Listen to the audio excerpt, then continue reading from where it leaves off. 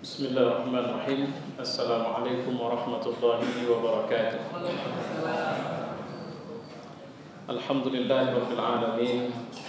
Wassalatu wassalamu ala asyrafil anbiya'i wal mursalin wa ala alihi wa sahbihi ajma'in. Qala Allah bil Qur'an, a'udzu billahi as-sami'il 'alim minasy syaithanir rajim. Bismillahirrahmanirrahim. Wasari'u ila maghfiratin min rabbikum wa jannatin 'arduha as-samawati wal ardh u'iddat lil muttaqin. Dan bersegeralah kepada ampunan dari Tuhanmu dan surga yang seluas langit dan bumi yang disediakan bagi orang yang bertakwa. Alladzina yunfiquna fis sarra'i wad dharra wal kadhimina al-ghaiz wal 'afina 'anil nas wallahu yuhibbul muhsinin. Yaitu orang yang menafkahkan hartanya baik di waktu lapang maupun sempit, dan orang yang menahan marahnya dan memaafkan orang. Allah menyukai orang yang berbuat kebajikan. Walladzina idza fa'alu fahishatan aw zalamu anfusahum dzakarullaha fastaghfiru lidzunubihim wa may yaghfiru dzunuba illa Allah wa lam yusirru 'ala ma fa'alu wa hum ya'lamun. Dan orang-orang yang apabila mengerjakan perbuatan keji dan menganiaya diri, mereka ingat kepada Allah, lalu mohon ampun terhadap dosa mereka. Siapa yang dapat mengampuni dosa selain daripada Allah? Dan mereka tidak meneruskan perbuatan keji itu sedang mereka mengetahui. Ulaika jazaohum maghfiratun min rabbihim. Itulah orang-orang yang balasan untuk mereka adalah ampunan dari Tuhan mereka. Wa jannat, dan juga surga, tajri min tahtihal anhar, yang mengalir di bawahnya sungai-sungai. Khalidina fiha wa ni'ma ajrul 'amilin. Mereka kekal di dalamnya. Itulah sebaik-baik pahala bagi orang yang beramal. Shadaqallah wa shadaqa rasuluhu wa ba'd. Jemaah, saya mohon maaf kalau nanti terjadi perulangan dari penjelasan saya. Karena mohon maaf juga karena banyaknya majelis yang saya isi dalam Ramadan ini yang mungkin bisa berulang. Tapi saya berharap perulangan ini akan semakin menguatkan dan mempertajam kita untuk semakin beriman kepada Allah Subhanahu wa ta'ala. Pertama, saya ingin menyampaikan bahwa Allah telah menetapkan harga diri kita. Dan tolong jangan diganti harga diri ini. Setelah kita sadar kita muslim, maka harga diri kita itu adalah surga. Allah tidak menghargakan dengan yang lain. Dalam Al-Quran itu Allah berulang-ulang mengingatkan bahwa jangan puas dengan dunia, karena aku tidak menjanjikan itu. Kalau kita resume begitulah ya, jangan puas. Dan jangan lelah mempertahankan dirimu untuk istiqomah tunduk kepada Allah, karena dunia ini tidak lama. Bersabarlah dengan semua keadaan itu. Ramadan ini semacam ilustrasi perjalanan hidup dunia kita. Kita bisa bersabar untuk bisa tarawih, bersabar untuk bisa sahur, bersabar untuk bisa puasa. Tapi ingat, inti puasa itu bukan lapar dan hausnya, tapi kemampuan untuk mengendalikan nafsunya. Itu bukan pekerjaan mudah. Sabar untuk bisa rajin sahur bukan pekerjaan mudah. Sabar untuk bisa istiqomah melaksanakan qiyamul lail sepanjang malam-malam Ramadan itu juga bukan mudah. Sabar bisa mengendalikan nafsu itu tidak pekerjaan mudah. Saya sudah pernah mengatakan bahwa kalau bahasa takwa merupakan konklusi ataupun resume ataupun lebih tepatnya hasil Ramadan, maka takwa itu sering kita terjemahkan secara normatif, menjalankan perintah Allah dan menjauhi larangannya. Yuk kita bawa lebih praktis. Bisa nggak kita memahami bahwa ketika kita bekerja sebagai pengusaha dan saat kita mengambil proyek di sebuah instansi pemerintah misalnya, dan ketika di sana berlaku wacana atau kebiasaan umum yang tidak tertulis bahwa jika Anda ingin memenangkan tender proyek ini, maka Anda harus menyetor sekian persennya dulu. Bisa nggak kita memahami dengan memakai filter takwa dan melihat bahwa adakah Allah menyukai itu sebagai sebuah atau sesuatu yang kita boleh jalankan? Adakah kita bisa menemukan dalil pembenaran bahwa sekian persen itu memang harus kita serahkan, atau sekian persen itu harus kita minta atau kita terima? Bukankah ini masuk dalam kategori suap yang Nabi mengatakan ar-rashi wal murtashi finnar, orang yang menyuap dan menerima suap apapun alasannya dan siapapun mereka masuk neraka. Berat enggak? Artinya ini tahap praktis saya maksud. Di wilayah praktis ini kita akan mengalami benturan-benturan untuk bisa mampu bertakwa. Ibnu Abbas itu pernah ditanya oleh Umar bin Khattab, bagaimana kau memahami takwa? Seandainya jalanan yang akan kau lalui dipenuhi dengan duri, bagaimana kau akan berjalan? Aku akan hati-hati supaya kakiku tidak terkena duri itu. Itulah takwa, kata Ibnu Abbas kepada Umar. Umar nangis. Kenapa? Karena dia bertanya takwa bukan pada posisi seorang laki-laki yang tengah uzlah dari kehidupan dunia dan hanya menghabiskan waktunya dengan zikir, membaca Quran, sholat, dan menangis takut kepada Allah. Tapi dia bertanya tentang takwa di saat dia sebagai seorang presiden bagi sebuah umat besar yang tengah terbangun itu. Dia nangis. Atau Umar bin Abdul Aziz ketika anak-anaknya berkata kepadanya, ayah, kawan-kawan pada menghina atau menjelek-jelekkan kami karena sebab kami anak raja tapi kami tidak punya perhiasan. Dia mengatakan, kalian mau perhiasan? Iya. Betul? Betul. Nanti malam datang ke kantor ayah. Begitu anaknya di depan pintu, dia padamkan lampu. Sini, masuk, ayah di dalam. Maka anak-anaknya datang berlarian dengan berharap, namanya juga anak-anak,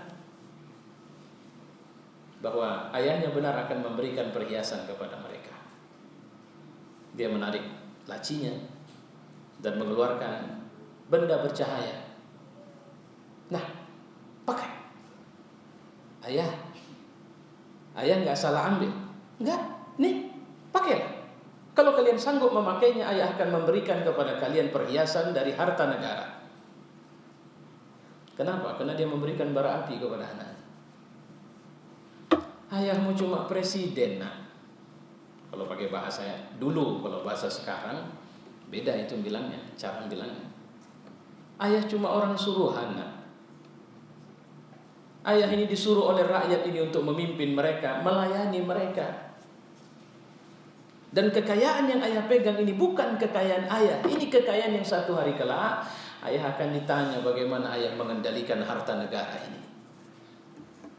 Bisa nggak kita memahami betapa beratnya bertakwa sebagai seorang pemimpin? Jemaah yang mulia, saya tak bisa meneruskan banyak. Sebenarnya saya menyimpan sekian banyak ilustrasi betapa beratnya. Karena terkadang kita di rumah, sebagai suami kita mengira bahwa kita punya kekuasaan dan membenarkan istri kita menangis karena kekerasan yang kita buat kepadanya, dan kita merasa punya kewenangan untuk menangiskannya, membuatnya merasa sedih, atau anak-anak kita. Apakah sikap seperti itu juga merupakan sikap takwa? Kemarin saya baru tadi sore pulang dari Aceh. Saya baca berita di satu daerah di Aceh, seorang polisi membunuh ibunya sendiri. Bukan polisinya lah, anak durhakanya ya. Bagaimana dia akan jawab kepada Allah bahwa seorang ibu yang telah bertaruh nyawa untuk melahirkannya, membesarkannya, menghidupinya, tapi kemudian dia membunuhnya? Apa yang akan dia bilang kepada Allah? Ketika satu hari kelak kita akan ditanya, apa yang kau buat kepada orang tuamu ketika orang tuamu membutuhkanmu? Apa yang kau buat kepada istrimu? Kenapa dia menangis padahal dia tidak melakukan kesalahan kepadamu? Dia hanya coba membetulkanmu. Apa yang kau buat kepada suamimu ketika sebenarnya dia menginginkan ketakwaanmu, takutmu kepada Allah, tapi kau malah menjauh dari Allah? Takwa itu tidak mudah. Nabi pernah mengatakan, at-taqwa hahuna. Takwa itu di sini, bukan di sini. Saya siap menjalankan jabatan, tidak akan menerima apapun. Lihatlah, dia mudah mengucap dari bibirnya. At-taqwa hahuna. Dia bersemayam di mana bersemayamnya keimanan kita kepada Allah. Dia berada di tempat di mana rasa takut kita kepada Allah meninggi. Disitulah takwa itu bersemayam. Di tempat itulah dari situlah Abdurrahman bin Auf mencari harta dalam hidup. Setiap makan dia selalu menangis. Setiap berpakaian dia selalu menangis. Kenapa? Dia selalu bilang, Tuhan, janganlah ini jadikan harta atau pahala kontan. Aku tidak mau masuk neraka nanti, Tuhan. Dia tidak bangga, dia tidak merasa hebat, dia tidak berjalan angkuh karena kekayaannya, tapi dia malah takut sama Tuhannya karena dia tahu bahwa ini cuma dunia dan ini cuma bisa kunikmati sebatas aku bisa merasakannya. Terkadang kita punya duit banyak, kita bisa pergi ke restoran dan kita bisa pesan satu meja besar dengan semua makanan apa saja yang mau kita makan, tapi kita cuma bisa makan sebatas isi perut kita saja. Bahkan nafsu kita akan berhenti pada sekian kali kunyaan untuk merasakan kenikmatan makanan itu. Tapi cobalah rasakan bagaimana keindahannya Ustaz Abdurrahman. Bagaimana enaknya beliau membaca Al-Quran. Saya kemarin bercerita kepada para hafiz di sana. Saya bilang, saya merasakan sampai ketika akhirnya disuruh memilih makan atau baca Quran, saya masih sudah sampai pada tingkat merasa membaca Quran itu jauh lebih nikmat dari makan. Sehingga terasa sayang sekali untuk menghentikan bacaan ini. Saya tidak tahu apakah karena ini nikmat Ramadan. Itulah yang dibilang oleh Ibnu Qayyim al-Jauziyah. Kita memiliki sesuatu yang kalau raja itu tahu, mereka akan rampas itu dari kita. Karena mereka tidak punya. Apa itu? Rasa tenang. Walau kita tidak memiliki dunia. Sementara mereka memiliki segalanya. Lihat As-Sisi di Mesir. Apa yang dia buat? Walau dia sudah jadi presiden, dia belum tenang. Siapa yang dia bunuh kemarin? Orang yang tidak memegang senjata. Orang yang hanya berpuasa. Tapi dia sangat takut dengan orang-orang seperti itu. Ketika kekuasaan dibangun di atas dasar ketidakadilan, maka orang itu tidak akan pernah merasakan ketenangan dalam hidupnya. Ketika kekayaan diambil dengan cara yang tidak benar, maka orang itu tidak akan bisa merasakan ketenangan dalam hidupnya, dunia dan akhirat. Apa yang bisa kita simpulkan dari pelajaran sederhana ini? Maka harga kita adalah surga. Ingat, Allah sudah buat harga kita mahal ya. Jangan rendahkan harga itu. Nah, untuk mencapai harga mahal itu, kalau bahasa saya, kita adalah penghuni surga yang sedang nyicil rumah kita di surga. Setiap berkaca, katakan itu kepada orang yang kita lihat di cermin itu. Kau adalah penghuni surga yang kebetulan sedang berada di dunia. Sehingga layaklah kau menunjukkan dalam semua aktivitas hidupmu adalah perilaku penghuni surga. Coba baca nanti dalam Al-Quran ayat yang saya baca tadi. Itu dalam surat Ali Imran ayat 133 dan seterusnya. Allah menceritakan apa ciri mereka. Mereka adalah orang-orang yang yunfiquna fis sarra'i wad dharra. Mereka berinfak di saat mereka mudah, bahkan di saat mereka sulit. Wal kadhimin al-ghaiz. Mereka punya rasa marah yang mereka tahan. Wal 'afina 'anil nas. Mereka itu akhlak-akhlak penghuni surga. Walladzina idza fa'alu fahishatan aw zalamu anfusahum dzakarullah. Setiap mereka melakukan sesuatu yang tidak benar, yang nista, yang dosa, mereka ingat Allah. Mereka takut sama Allah. Allah mengatakan siapa itu penghuni surga? Siapa itu muttaqin? Orang yang pernah berdosa. Ibu, bapak, orang yang berdosa. Ada titik tekan yang ingin saya sampaikan. Bukan orang yang tidak pernah berdosa. Orang yang idza fa'alu fahishatan. Ketika mereka melakukan sesuatu yang nista, au zalamu anfusahum, atau mereka menzalimi diri mereka sendiri, zakarullah, mereka ingat sama Allah, fastaghfaru lidzunubihim, kemudian mereka minta ampun kepada Tuhan mereka. Kenapa mereka minta ampun? Karena mereka tahu mereka tidak lama di dunia. Kenapa mereka minta ampun? Karena kalau mereka tidak minta ampun, Tuhan atau Allah hanya menyediakan neraka di sana. Dan mereka tidak sanggup untuk masuk ke dalam neraka itu. Tidaklah penghuni neraka kecuali akan memasuki neraka dengan kehausan yang amat sangat. Hausnya luar biasa. Sehingga begitu mereka menemukan air yang mendidih itu mereka minum, padahal air itu tidak sampai ke perut mereka, bocor dari tenggorokan mereka kena panasnya, tapi mereka tidak putus untuk minum. Nah, pertanyaannya, bagaimana membangun takwa? Kalau bahasanya pertama, feel your muttaqi. Kau harus hidupkan dalam dirimu dari sejak sekarang bahwa kau seorang muttaqin.